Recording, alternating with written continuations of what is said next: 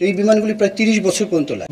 ১ যুগ ২ যুগ কোনো ব্যাপার না। ব্যাপারটা হচ্ছে আমরা এটাকে ঠিকমতো রক্ষণাবেক্ষণ করতে পারছি কিনা। আমি আপনাকে আশ্বস্ত করতে চাই যে আমাদের বিমানের আমরা কোনো কম্প্রোমাইজ করি না রক্ষণাবেক্ষণে, বিকজ আমরা যে দেশ থেকে বিমান করি সেই দেশ থেকে আমরা রক্ষণাবেক্ষণের সমস্ত প্রযুক্তি এবং দরকার হলে যা যা প্রয়োজন হয় সেটাও আমরা তাদের সাথে চুক্তি করি। ক্র্যাশ সাইটে এক ধরনের অশান্তি বিরাজ করছে, এটা সত্যি দুঃখজনক। অনেক গুজব চলছে, এই গুজবে কান দিবেন না। আমরা প্রতিদিন যখনই আমাদের কাছে যে কোনো আপডেট আসছে হয়তো নিহতর, সেটা আমরা সাথে সাথে ISPR এর মাধ্যমে আপনাদেরকে জানিয়ে দিচ্ছি। এখানে লুকোনোর বা গোপন করার কোনো বিষয়ই নেই। কার কাছ থেকে লুকাবো? আপনারা আমাদের দেশের মানুষ, আমরা এই দেশের মানুষ। দুর্ঘটনায় আমরা চেষ্টা করছি যেটাকে সম্পূর্ণ নিয়ন্ত্রণে নিয়ে আসতে। এখানে যদি আমাদের মধ্যে অস্থিরতা বিরাজ করে তাহলে কারোরই ক্ষতি হবে না, আমাদের দেশের ক্ষতি হবে। বিমান সাধারণত সহজে পুরানো হয় না, প্রত্যেকটা বিমানের একটা লাইফ টাইম আছে। এই বিমানগুলি প্রায় ৩০ বছর পর্যন্ত লাইফ।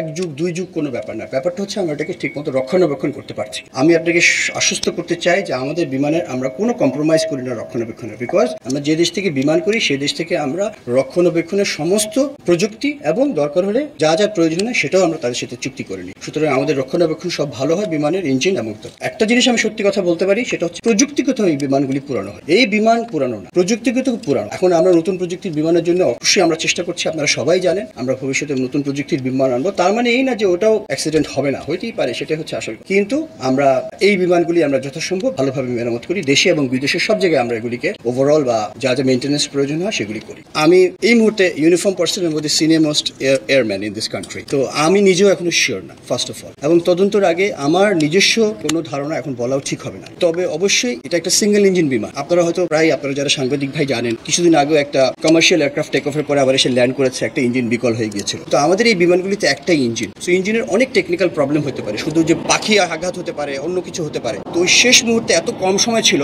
যেগুলি আমরা এখন অনেক কিছু বলতে পারতাম যদি আজকে বিমানটা অক্ষত থাকতো অথবা পাইলট আমাদের সাথে, কিন্তু এই দুজনের একটাও নাই আমাদের। তো এটা তদন্ত করতে একটু সময় লাগবে, ওই পর্যন্ত আপনাদের ধৈর্য ধরতে হবে।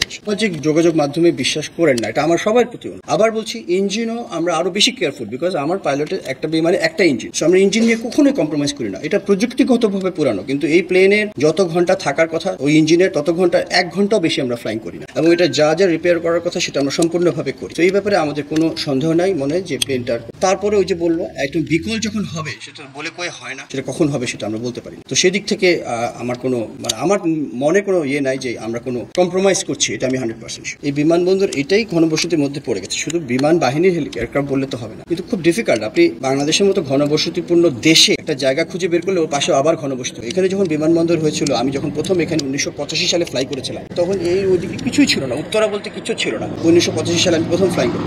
এখন আপনি দেখেন কি অবস্থা। তো এটা হবেই, আমাদের এত মানুষ, এটা বাড়বেই। তো এটা একটা বিরল ঘটনা ঘটেছে। এটার সাথে আমরা ঘনবসতির সাথে সম্পর্ক করা ঠিক না। আমাদের দেশ ছোট, সব জায়গায় মানুষ, তো আমরা সব জায়গায়, সেটা আমাদের মেইন বেস। আমার সমস্ত বাংলাদেশের ভালনারেবল এরিয়া বলি, আমরা সবচেয়ে ইম্পর্টেন্ট জায়গা হচ্ছে এটা। সমস্ত ভিআইপিস এখানে থাকে, আমাদের স্থাপনাগুলি এখানে আছে, পার্লামেন্ট এখানে আছে, সো এটা একটা প্রোটেকশনের ব্যাপার আছে। সো এখানে এই ধরনের একটা স্ট্রং এয়ার বেস থাকা এখানে খুবই দরকার। তো আগে পর্যন্ত আমি 31 জনের সংখ্যা পেয়েছি, যেটা আমার জন্য খুবই কষ্টকর। তবে আশা করছি এই সংখ্যাটা আর খুব একটা বাড়বে না, আল্লাহ যাতে না বাড়ায়। এই পর্যন্ত আমার কাছে তথ্য আছে, যদি যা তথ্য আসবে আপনারা 100% তথ্য পাবেন। এখান থেকে আমাদের সাইড থেকে কোনো ধরনের এগুলি রাগঢাকের কোনো ইচ্ছাও নাই, কোনো সুযোগও নাই।